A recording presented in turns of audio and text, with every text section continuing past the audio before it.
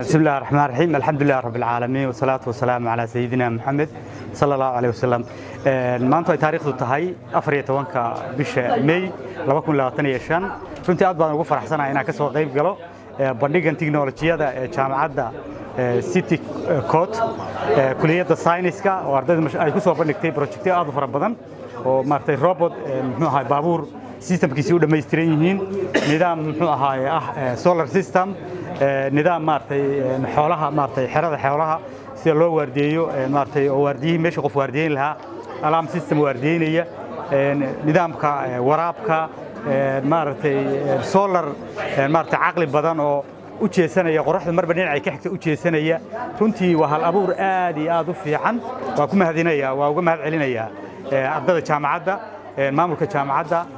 maartay dhiinka maartay kulliyadda sayniska sidoo kale runtii hadii lagu sii socdo laga midho dhaliyo oo la maal geliyo aragtiyahaas waxay keenayaan yaani baaburka kale hadaan ka soo qaadno xilli kasto la gaaro dabaaldeg maartay ciid Ramadaan ama maartay ciidul Adha la gaaro waxa la keenaa baabuur yar yar oo malaayiin dollar inaga baxday oo caruurtu ilmuhu markuu arko waxa ugu jecel yahay uu gato inuu yahay hadaa xitaa lacag haysan markaas baabuuri gad buu kooranayaa remote controller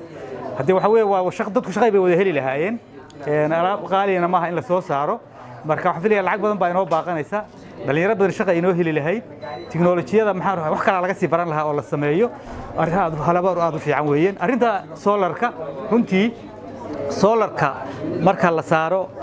guri korkii ama meel la saaro ama ceel dushi la saaro hal dhinac buu u jeedaa qoraxdu hal meel ma taagna nidaamkan aynu tuseen oo ah inuu sidii raadaalkii muxuu ahaayay uu jeesto runtii waxa weeyaan oo qoraxdii raadsado waa aqli aad iyo aad u fiican waa dhiiri gelinaya waxaan rajaynayaa oo kale bahda ganacsatada oo hadda solar ka shaqeysata intii ay soo dhoofin lahaayeen solar hal dhinac kaliya eegaya inay ka aqliga badan isticmaalaan oo in la soo saaro ay maal geliyaan aad iyo aad baan ugu mahad celinayaa ardayda iyo jaamacadda aad iyo aad baad mahadsantiin